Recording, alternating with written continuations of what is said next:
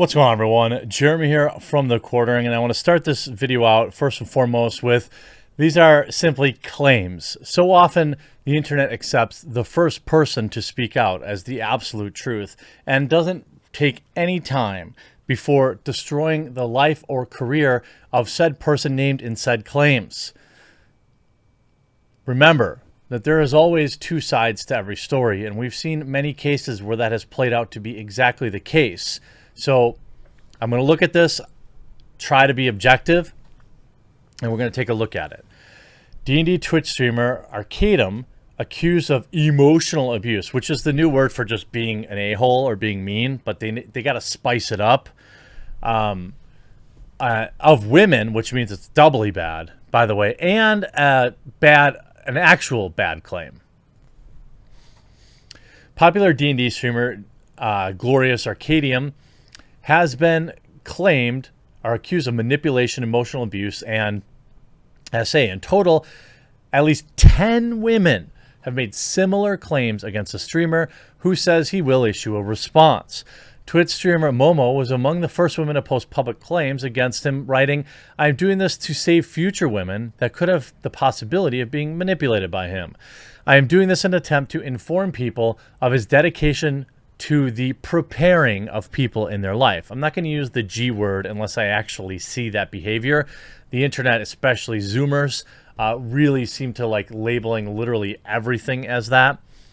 During a long, quote, friendship, Momo claims that the popular streamer was emotionally manipulative and would lash out at me yet again with the same cycle: angry, jealousy, sympathy farming, and reassurance of stature. The claims: back on August 26th, Arcadum reached out to multiple women with whom he was friends, explained that he was going to block and ban all the girls he had been involved with or in close with in an attempt to save his relationship with a streamer named Tiffany Tifling.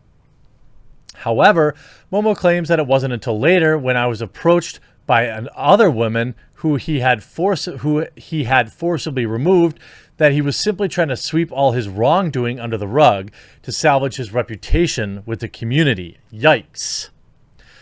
9 other females have posted similar messages, all relaying their experience with him.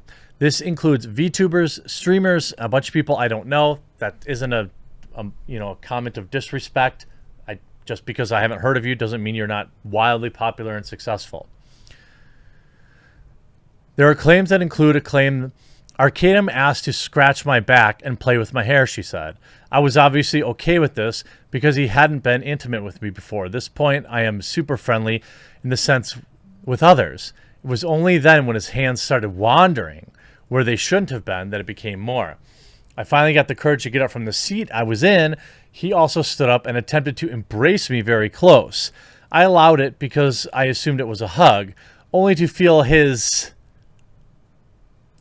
a little poke in his leg. I remained motionless and did not touch him back in any way, shape, or form. The weird, dry, humpy embrace lasted several minutes as he cried into my neck.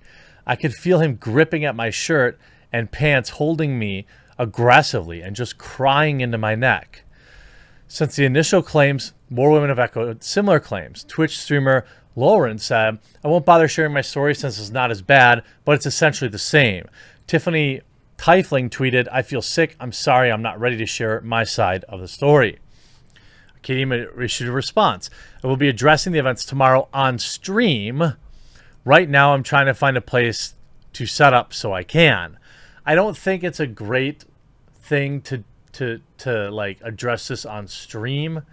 That's just my personal opinion. I would probably recommend, not profiting from it. It's just a bad look. Now, here's the thing. So what do we have? All these women saying, similar things, but only one case, he's kind of a scumbag, but he's doing some scumbaggy things. Here's Momo's story.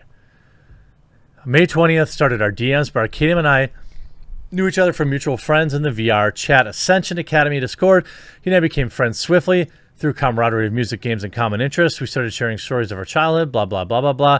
After the night, he got very comfortable with me, and he began sharing his personal relationship with his girlfriend. In the past, I've dealt with many forms of bad behavior. Well, let's see what this is. Arcadum saying, I feel so depressed. What can I do to help? I wish I could just hop in there. I got to deal with this relationship stuff. I feel like absolute garbage. I feel completely worthless when I'm around her and physically unattractive. That's how upsetting it really is. Could be some manipulation going on there. I unfortunately made the mistake of letting Arcadum know that from the moment I felt forward, I cared so deeply for this man and his hardships that it seemed to keep coming more and more. My heart wrenched with empathy for him, and my judgment became clouded. It is only now that I've gone back and experienced those DMs again that I see it. Even now, I feel sympathy for him when I should not. He twisted me to always believe his words, no matter what we talked about. I'd been hanging out with our mutual friends until it was time to go to my VR chat roleplay called Ascension Academy. At the time, I had adverse feelings towards the RP due to my own interests levels being low. Arcadum asked if we could hang out, but I had AA. Oh, wait, Ascension Academy. Okay. I thought it was a different kind of AA. He told me that was fine and that he was needing to work with his artists in their Discord. Soon after, this ensued. Let's see what this is. So I take it you're done with AA. Blah, I don't know what's going on with it, man. Like, this RP's all over the place. Did you go at all? I was going to, but I didn't. Lol, okay, sorry it didn't work out. Okay. I don't really see anything there. Would have liked to play some games with you. I'm sorry. So I'm pretty disappointed you didn't tell me when the reason we didn't hang out was because you were going to AA, but that's fine. I was hanging out with them before you asked me. Lol, okay. I apologize. I didn't tell you what I was doing. Have fun with them. Why are you acting like this? Okay, so he's just a kind of a he may be a bit of a D. Man, you really have no idea. Why not tell me you're going with them? Tell me you're going to hang in this Discord, maybe invite me or take time to include me. Half of them are only in there because you're there, and that stuff hurts my feelings. I wanted to hang with you, and you said you were going to do something, so I went somewhere else. Cringe. Okay, so cringe manipulation. Thursday night on the 26th, Arcadum called me and told me something had happened with his girlfriend and that he was going to block and ban all the girls he'd been involved with or close with. He asked me to leave the Discords we had in common so we could salvage a relationship with his significant other. And I obliged. Devastated that I was going to lose my best friend, I wanted to support him in his choice in life. It was not until later, when I was approached by other women whom he had forcibly removed, that there was simply trying to sweep all his wrongdoing under the rug to salvage his reputation with the community. This broke my heart. Hearing all the things he had done to them made me feel sick, as if it was a horrible dream. Yikes. That's not great. Here's another person's claims. I believe I was forced and groomed into silence about my experience until this point. Recently, there's been a lot of drama circulating around Glorious Arcadum. I'm going to briefly and concisely describe my experience. On the night of 11/25, Arcadum put his hands on me in a way that I didn't agree with. I invited him into my home in hopes that help escape his supposed bad relationship, setting with his significant other. Simply wanted to have a fun weekend. He took advantage of me the night of the 25th and used my emotional vulnerability to attempt to perform several acts with me. The night began pretty normal. All three of us were watching movies. My roommate went to bed. Arcadum asked to scratch my back and play with my hair. That's such a weird thing to ask. If a guy asks you to do that, just leave. I was obviously okay with this. So once the hug finally ended, I pulled away and verbally tried to console him about his relationship and home life issues. After a bit of talking and him venting to me, I told him I should go to sleep because it was extremely late. He complied. I walked him to his room, which was across the house from my door. I checked to make sure he was sleeping, arrangements were good, and he had water and food and TP. When I went to leave the room, he asked me for another hug in the frame of the door.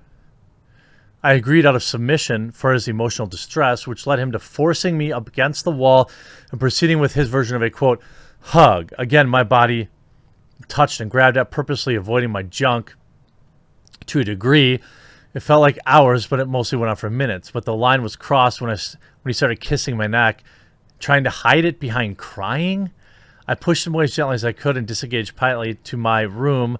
The first night was staying in his home that I locked my door before I went to sleep. Yikes. Yikes. You see Arcadum demonizing and slandering two other people, demonizing and slandering other people. Arcadum is shown blatantly deleting editing past messages to cover his original intention. The first screenshot was a conversation about him putting his hands on me. I was terrified and brushed it off, and even gotten to a point where I blame myself for everything. The second screenshot is heavily edited by Arcadum. It has a lot of messages deleted in between my own. He just went back the last few days, it seems, not just for myself, and edited several romantic messages. In videos, you can see the exact DMs are needed to prove authenticity. You can ask me for them. Creepy. Creepy. I think it's important to wait for his side in all of this. I don't know that... I don't know. This is going to be a bad spot. And you can see, obviously, Twitter's already convicted him. Abusers be like, hey, sorry I ruined your life, but I'm growing as a person, so ruining your emotional stability and breaking you down as a human being had to be done in order for me to progress in life. Get your bingo cards ready for tomorrow. Big sigh.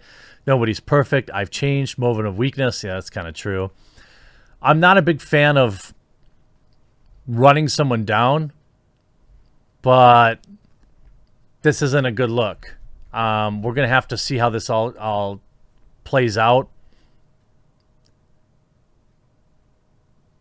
Yikes.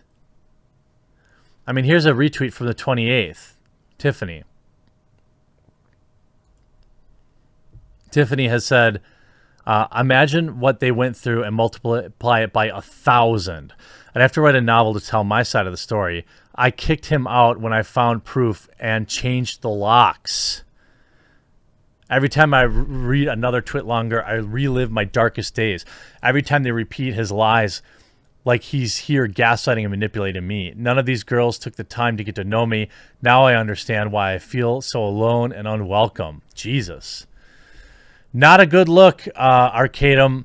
It's probably going to be a rocky road to recovery, but when he pastes his side out there, I'll take a look at it. Hope you enjoyed this video. We'll talk to you again real soon.